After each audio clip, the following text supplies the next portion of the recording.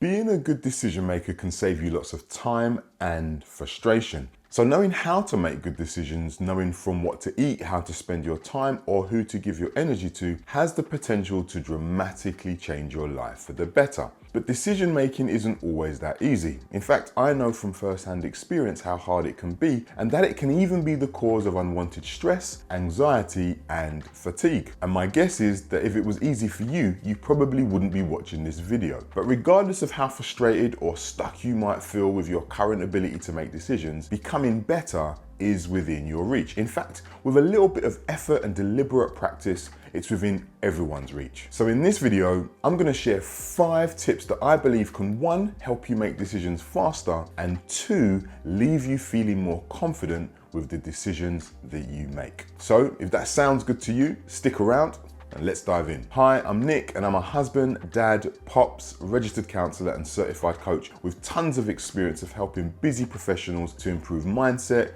emotional well-being and performance. And on this channel, I share tips, ideas and practical tools designed to help you manage, grow and succeed in life. So if you're committed to your ongoing personal development and you really want to take steps to living your best life, then you're in the right place. So subscribe and click on the bell icon so you can be notified of all future videos.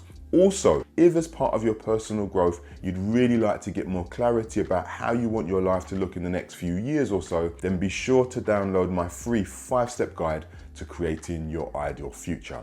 I'll put a link to it in the description. Right, the first tip to making better decisions is to name your emotions. You see, when faced with an opportunity or challenge that needs a decision, it can be hard to identify any connected emotions. For example, you may be anxious about making a wrong decision or sad that you even need to make the decision in the first place. So identifying how you feel is key to becoming a better decision maker. And this is because the choices you make will always be impacted and informed by the emotions attached to what you're going through. As an example, if you're feeling proud or excited at the offer of a great opportunity that's been presented to you, you could run the risk of saying yes without first considering how taking on something new will affect your relationships. Also, if you're feeling anxious about your finances because of changes to, say, I don't know, the interest rates, you could potentially start making unhealthy changes to your diet and nutrition because you're trying to make savings on the type of foods you buy and eat. In both examples given, just taking a moment to identify and name your emotion could help you to consider the possible impact of allowing your decision to be driven by your emotions without taking into account other factors. The second tip is to notice your biases. So whether you're aware of it or not, you're making assumptions every single day. And these assumptions, which relate to both people and events, are playing a huge role in the decisions you make from day to day. So a second habit to implement when becoming a better decision maker is to notice and be truthful about your biases. Now, heuristics is the psychological theory behind this, and it's the idea that you'll use mental shortcuts to reduce mental energy when making choices. Now, having internal biases can actually be helpful, as they can keep you from feeling overwhelmed by lots of information when making important decisions, by just simplifying things so that you won't have to use up as much mental energy and time on details. But when making decisions, it's also good to be aware of when your biases, which have been shaped by people and past events, could result in you making poor choices. For example, not going on a date because of a previous poor experience. A third way to give yourself the best chance of becoming a better decision maker and being more confident with the decisions you make is to get into the habit of reframing how you look at opportunities or challenges. Again, similar to what I pointed out in the first habit,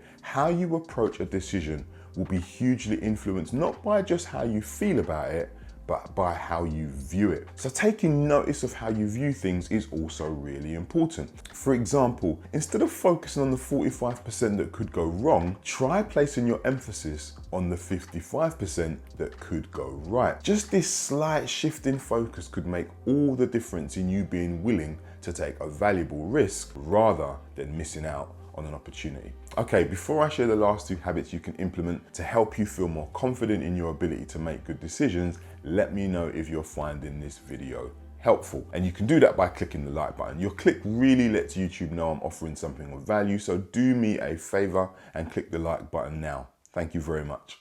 The fourth habit to pay close attention to is easy to miss, and it's this: be aware of overconfidence. This isn't about arrogance, it's just learning to recognize where you have a tendency to overestimate what you can do. For example, I might set aside a certain amount of time to record this content only to realize that actually I needed more time than I originally estimated. That would be an example of overconfidence. And by the way, I do that often. Just think for a moment about the last few times you needed to estimate how long it would take you to, I don't know, complete a task. It could have been preparing a meal, completing some DIY, finishing an assignment, writing a report, or getting to a particular location. Now, let me ask you this. Did you complete it within the time you estimated, or did it take you longer? My guess, and the research would support this, is that it probably took you longer than you expected. So, in your efforts to become a better decision maker, it's really important to start recognizing where a tendency to overestimate what you're able to achieve could be problematic,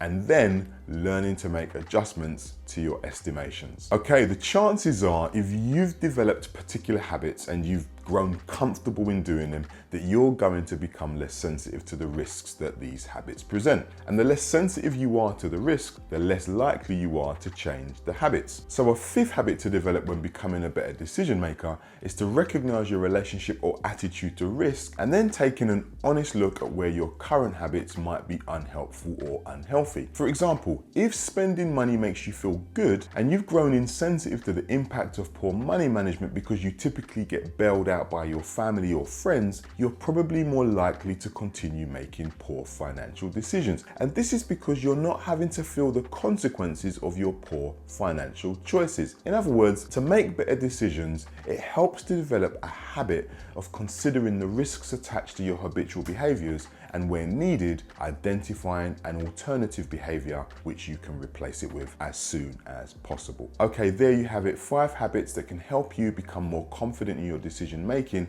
and in the decisions you make. Here's a quick recap. 1, name your emotions. It helps to remember that your decisions will always be influenced by your emotions. 2, notice your biases. Although having mental shortcuts may save you energy, your biases can also become blind spots. 3, reframe your problem. By looking for opportunities in every situation, you may be surprised with how your decision making can improve. 4, be aware of overconfidence. Start to take notice of where you may be overestimating what you can achieve. 5, evaluate risks and habits. Understanding your relationship to risk and recognizing the health of your habits could save you getting into a lot of trouble. Right, as we've reached the end, I have a question for you. How is your decision making, and which of the 5 habits shared in this video might be most helpful for you to start putting into practice? You know I love to hear from you, so please leave your response, thoughts or questions in the comments. And also, if you found this video helpful, please support my channel by clicking the like button, sharing it with a friend and subscribing. And don't forget to click on the bell icon to be notified of future videos. Thanks so much for watching. Rooting for you. Be well.